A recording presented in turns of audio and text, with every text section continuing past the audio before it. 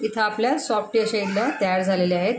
तुम्ही बघू शकता अगदी सॉफ्टी आणि स्पंजसारखे मऊ इडल्या आहेत। नमस्कार फ्रेंड, तुमच्या सर्वांचं माझ्या चॅनलवर पुन्हा एकदा मनपूर्वक स्वागत। बघा, इथे मी तुम्हाला रेशनच्या तांदळापासून इडली कशी बनवतात अगदी परफेक्ट तुम्हाला इथे मी त्याची रेसिपी घेऊन आलेली आहे। चला तर मग आपण आपल्या रेसिपीला सुरुवात करूया। इथे मी 4 वाटी तांदूळ घेतलेले आहे। बघा, ज्या वाटीने मी तांदूळ घेतले त्याच वाटीने मी 2 वाटी उडदाची डाळ घेतलेली आहे। कारण आपल्याला तांदूळ आणि उडदाची डाळ याचं जर प्रमाण बघितलं तर उडदाच्या डाळीचे दुप्पट आपल्याला इथे तांदूळ घ्यायचे आहेत। म्हणून ज्या वाटीने मी डाळ घेतली आहे त्याच वाटीने मी तांदूळ मोजलेले आहेत। आता त्याच्यामध्ये पाणी ॲड करू द्या आणि पाणी ॲड केल्यानंतर त्याला आपल्याला 2 मिनिटं भिजू द्यायचं आहे। 2 मिनिटं भिजल्यानंतर आपल्याला हे डाळ आणि तांदूळ छान असे रगडून स्वच्छ धुवून घ्यायचे।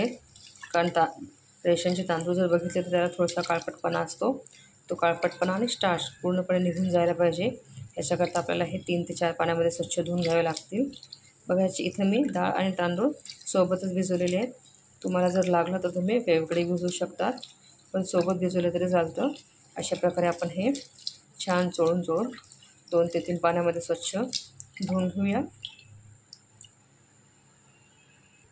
आपला 4 पाण्यामध्ये धुवून झालेला आहे। आता बघा, मी याच्यामध्ये अगदी पेराच्या वर असं पाणी टाकलेलं आहे, कारण त्यातली जी डाळ आहे, डाळ आणि तांदूळ दोघंही छान पाण्यामध्ये भिजून फुगतात। त्याच्याकरता त्याला पाणी जास्त आवश्यक आहे आणि जागाही जास्त आवश्यक आहे। म्हणून मी घेताना भांडंसुद्धा मोठंच घेतलेलं आहे, म्हणजे ते डाळ तांदूळ व्यवस्थित फुगू शकतील। बघा, आता हे भिजल्यानंतर आपल्याला 6 ते 8 तास याला भिजत ठेवायचं आहे। 6 ते 8 तासानंतर आपण यांना बारीक करायला घेणार आहोत। 8 तास झालेले आहेत आणि तुम्ही बघू शकता आपली डाळ आणि तांदूळ छान भिजून वर आलेले आहे। आता आपल्याला हे मिक्सरमधनं बारीक करायचे आहे।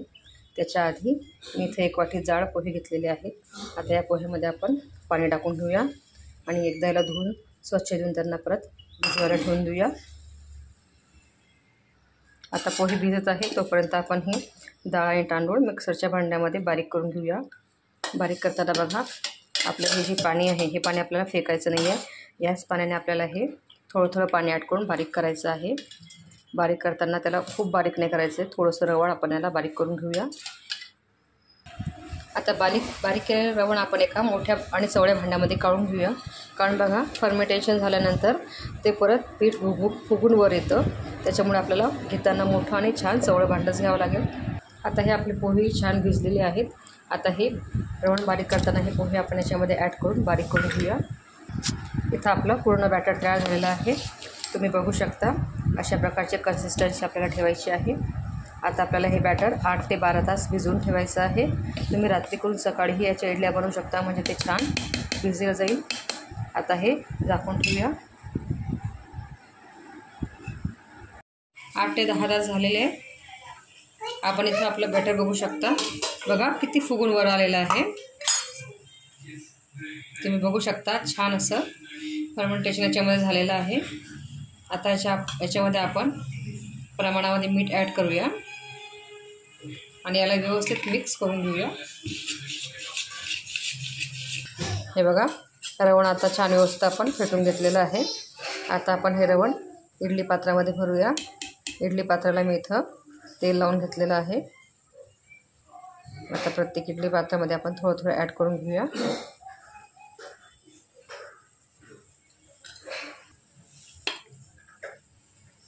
इडली पात्रामध्ये भरताना आपल्याला थोडी जागा त्याच्यामध्ये राहू द्यायची, म्हणजे त्याला फुगायला, इडल्यांना खूप छान फुगायला जागा मिळेल।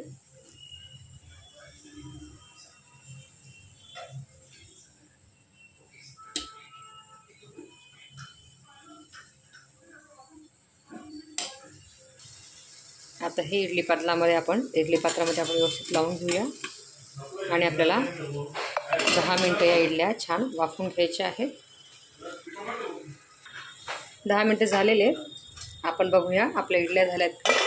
तुम्ही बघू शकता किती छान अशा फ्लफी आणि मस्त अशा फुगलेल्या दिसत आहेत। आता याला अगदी 3 ते 4 सेकंद आपल्याला थंड होऊ द्यायचं आहे आणि थंड झाल्यानंतर आपल्याला याच्यांना काढून घ्यायचं आहे।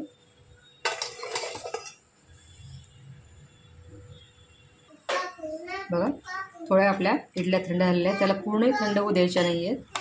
अगदी थोड्या कोमट झाल्या तर आपल्याला त्यांना काठाने काढून घ्यायचे आहेत. आता तुम्ही बघू शकता किती स्पंजी आणि असे फ्लफी झाले आहेत. आता आपण सर्व इडल्या काढून घेऊया. तुम्ही इथं बघू शकता, बघा आपल्या इडल्या किती सॉफ्ट आणि फ्लॉपी झालेल्या आहेत. हे बघा अगदी स्पंजी नरम नरम असे झालेले आहेत.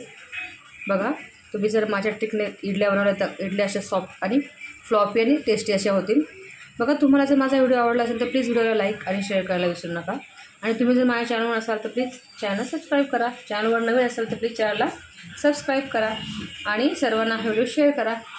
पुन्हा भेटूया नवीन व्हिडिओसोबत. व्हिडिओ बघितल्याबद्दल धन्यवाद. बाय.